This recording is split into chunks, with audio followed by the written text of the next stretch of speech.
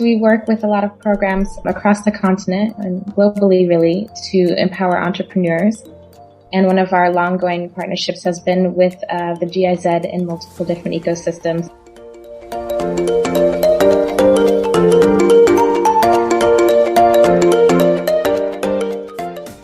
Hello there, and welcome to yet another guest segment of the Breakfast Connect on Africa Business Radio.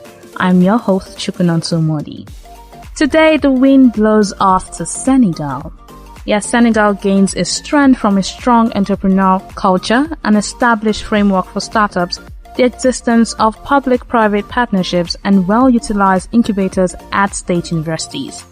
Senegal's startup ecosystem is, however, plagued by high rates of pollution, a highly informal economy, difficulty in accessing finance and funding, low female participation, and high cost of living. Enpact, a Berlin-headquartered non-profit organization empowering entrepreneurship, ecosystems, and international cooperation with the second edition of Empower Senegal magazine, has produced a report on the Senegalese ecosystem, analyzing and providing an overview of startups within the ecosystem, as well as comparing it with other African giants like Nigeria, Ghana, Kenya, and other regions. Joining us to discuss an overview of startups in the Senegalese ecosystem, policies, challenges, and growth is a man with several years of working experience in a number of African countries, with which he adds value to the team with his knowledge of the African economic ecosystem. He serves as a research project assistant at the Data Lab and is a principal author of the Empower 2 magazine Senegal. He is Mr. Tanyi Franç-Martial. Welcome, Frank. It's great to have you here. Thank you, Suji. Thanks for having us. Okay. And we have another amazing guest. Her primary work at enpact revolves around product design, policy research, and authoring reports on enpact Startup Friendliness Index. She is a manager of enpact's data and research sector, the creator and editor-in-chief of the Empower magazine, and someone I would like to call a woman of many talents. She's Dannyelle Thompson. Welcome, Dannyelle. Thank you so much for having me. Okay. So let's start with this. What inspired the collaboration between GIZ and enpact for the second edition of this magazine? Well, at enpact, we work with a lot of programs across the continent and globally, really, to empower entrepreneurs. And one of our long-going partnerships has been with the GIZ in multiple different ecosystems. Mm-hmm. Senegal is one of them. So we've had ongoing projects there, such as the program Designers Lab and Teach the Mentor, both of which are programs that are designed to teach people in the ecosystem either, how to create an incubator or how to be a better mentor to empower other entrepreneurs in their ecosystems. Okay. After our most recent collaboration for the PDL in Senegal, we were approached by the project donors and Zen Startup, who is one of the sponsors of the report, to say that they would really like to see an Empower magazine about their ecosystem. And so we just took it from there. Okay, that's amazing. So now the magazine is out. How has the reception been so far? Have you been able to connect with so many readers? What are the comments on this magazine? Well, I would say it's so far so good. We've had some really good feedback from the donors. Right now, while the ebook has been launched on Monday, the in-person launch of it is happening tomorrow in Senegal. There's a small event and there's been a small university tour of the universities featured in the magazine. And I've only received good feedback on it so far. It was a difficult and task to do because there's not a lot of resources to draw on about the Senegalese ecosystem. And, we really had our work cut out to do it in a tight time frame. So I'm personally proud of it. I'm proud of the work that France put in, and I think we're getting some really good feedback. Yes, I'm proud of the work too, because I saw some things in that magazine and they're really top notch. Okay, Frank, let's talk about startups within the Senegalese ecosystem. How has it evolved as compared to other Africa giants like Nigeria and the likes? Well, we noticed that in the region, in the West African region, Senegal has stepped ahead with its recent policies. Not only has it been forward in terms of government policies to target entrepreneurship, startups and SMEs, but we also have foreign institutions like the African Development Bank, the GIZ, who are now also stepping in to make a handful of targets so that by the end of the day, you either want to target women, you want to target the young students, you want to target the young or growing population, since that's like one of the qualities of Senegal with the young growing population, so that by the end of the day, you really feel the effect of these little projects or this little framework that add up to the strength of the ecosystem. And I think that's what has been the top difference with Senegal as far as other regions are concerned. Apart from that, they have a little bit of similarities, the same amount of entrepreneurial culture. People are, of course, like Nigeria, which is like a big, considered as the Silicon Valley of Africa, where there's a lot of young guys who are now going into the dynamic startup ecosystem, tech startup, which is going in Lagos, one coming out in Enugu, and all the other towns. So it's really not that different from Senegal, but in Senegal there is a specific type of ecosystem in each city. That's really what makes it different from other countries. Okay, so you're saying Senegal is the blueprint for ecosystem in Africa? Well, in terms of policy making. Okay. Yes. Okay, all right. Now, speaking on policies, there is a recent policy, that's the Startup Act, that I saw. Why was that policy implemented, and how has it impacted the ecosystem so far? Okay, that's a good question. Our partner Zen Startup was actually one of the main initiators of that Startup Act.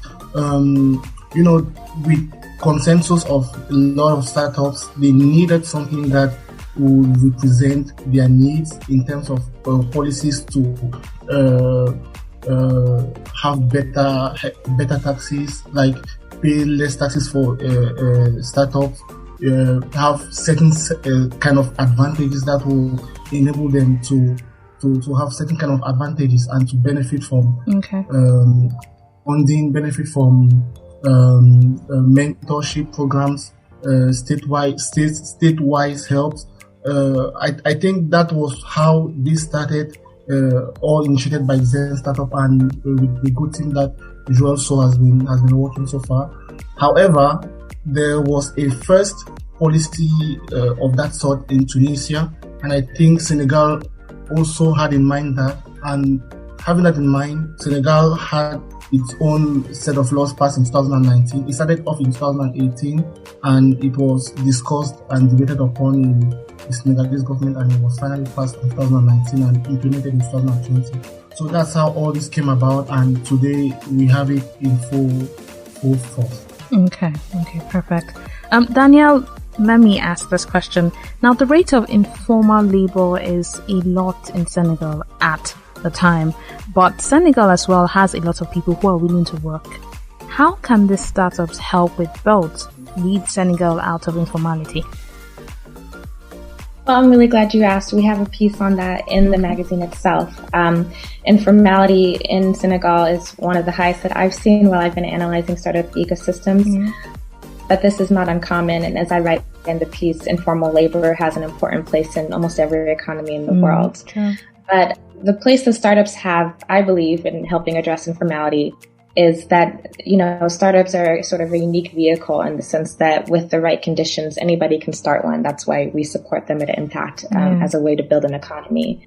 And besides actually offering people employment in a way that has less barriers, for instance, they can also work by addressing informality directly. And the example I give in my piece is this startup in Pakistan, actually, called H&O Services. And I found this really inspiring when I read about it. What they do basically is, in Pakistan as well, they have issues with informality. And what they do is they actively and proactively approach people who are still informal, who work in informal ways. And they give them a profile on their website. And they do this in conjunction with other institutions like the chieftain of the village or something like this. And then they showcase those profiles to potential employers who are in the formal economy. And at the same time, they do the whole get up. They do like a video of the person for their portfolio, and they talk about their skills. So it's really a win-win-win situation because they inform the potential employees of the benefits of being in the formal market, all of which are things like access to social security, just the things that we tend to take for granted in the formal economy. But then also employers get to have this really nice portfolio of people, and the state obviously gets a bigger tax base, and it's a service to everybody. So I think when we think about what startups can do to address informality, they of course can create jobs if they too register with the state, but they can also come up with these sort of innovative solutions that are really crowdsourced. Basically, it's taking a role that the government needs help with, and they can step it up. And I thought that was a really interesting innovation. That's good. Now let's talk about funding finance in the Senegalese ecosystem. Are there constraints when it comes to that? And if they are, why these constraints? So, with regards to constraints, it's not, first of all, only common in Senegal. It's common in most Western African countries where we have lots of ideas, but we don't have the financial means to go ahead with it. Okay. So, when we don't have this financial means to go ahead with it, who do we turn to first? We turn to our family.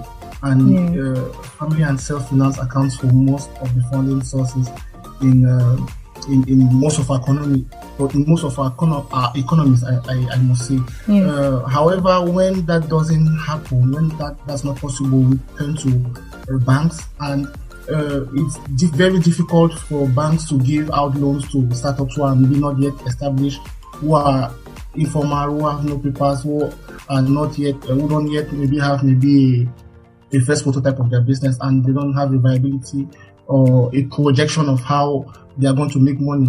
And also maybe some of them don't just have that literacy of planning out or of explaining how they project making money in a long or short term.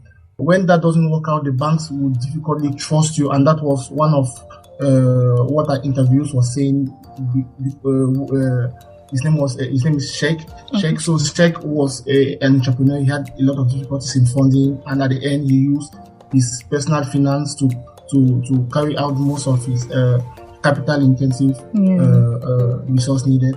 So when this happens, as banks can't come into the play because maybe you can't present a viable project, you are now forced to turn into microfinance. Microfinance are actually well oriented towards this kind of startups that maybe may not have this kind of viable project, or may not have this kind of blooming project like big registered companies, but they at least give an ear to startups, to entrepreneurs, and to SMEs, because they are structured for these kinds of projects. So that's how funding is usually made.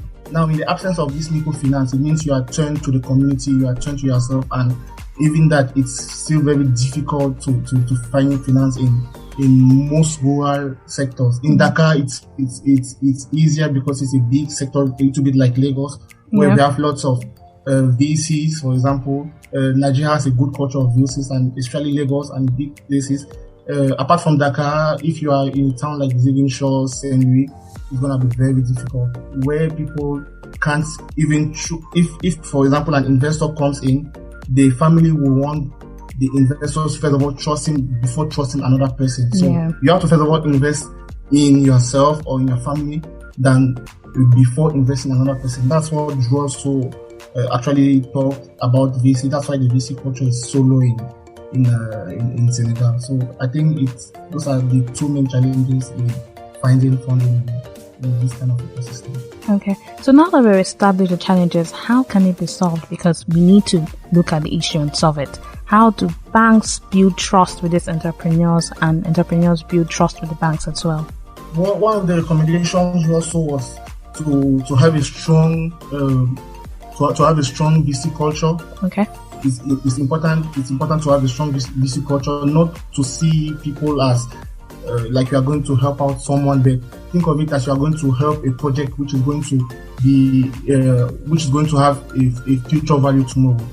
The other thing is that if you make a market research before going into the market, you are likely to have more funding, because you have already the data, you have the knowledge, and you will establish that this is what people need. And if investors find out that that is really what people need and is going to be the next big thing, then your resources are likely to you are likely to be selected and to be invested in.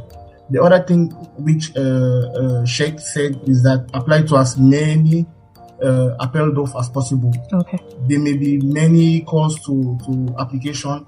Apply to as many as possible, no matter how big it is, or no matter how big the number of calls are. Just apply until you are going to find one that comes. Then we also have to rely on microfinance. Make them more. How can we say? Like, you have to make them more vulgar in quotes, so that they become like the backbone of the economy. Because the good thing with microfinance is that they are in a community, they help build the community, and with the money they have, they invest back into the community, and they make sure projects which are being invested in stay in the community. You cannot, for example, be a microfinance in Dakar and you invest in another company which is in Ziguinchor. I think that's one of the big things that has to be done. Okay, fantastic. Now, Dannyelle, what gap does this magazine aim to fill? I mean, how will it impact the African ecosystem and also the reader as well? Sure. Well, one of our goals when we wrote the magazine was, or when I designed the magazine really, was to be able to create more buzz and more narratives about an ecosystem. I believe in the issue of the single story, as Chimamanda Ngozi Adichie said, that the important thing is that the more visibility that we can give to ecosystems like Senegal, the better. And so that's really one of the main vehicles of the magazine. Of course, we also try to compare it to other ecosystems and make those type of recommendations. But, I expect when we interview experts in the area that they're aware. I mean, they're the ones who tell us the issues, and from there we derive the recommendations. So what we really try to bring to them is visibility. We try to bring the quantitative data so that they can see it for themselves. And really, the magazine works in conjunction with our programs as well, which is that we try to help expand networks, increase visibility, and give people the tools to know, not necessarily only that you're not alone, but that there's somebody right next to you who can help. And that's what incubators do. That's what mentors do, all of those things. So it really fits into our overall mission. Okay. Amazing work you guys did there. You said you designed the magazine. I did, yeah. Amazing work. So thank you so much for this conversation. I mean, the listener has learned a lot, and I'm sure looking forward to reading the magazine as well. Yes, thank you so much for having us on. And if I could just say the magazine is available, only limited edition in print. There's a French edition in Senegal and English in Berlin. But it is available on our website in both web articles and as an ebook that you can download in French and English. And that's enpact.org, and impact is ENPACT, like entrepreneur and impact mushed together. Okay. So thank you very much. That was Tanyi Franç-Martial, principal author of the Empire 2 magazine, and Heather Dannyelle Thompson, the creator and editor-in-chief of the Empire magazine. Stay here.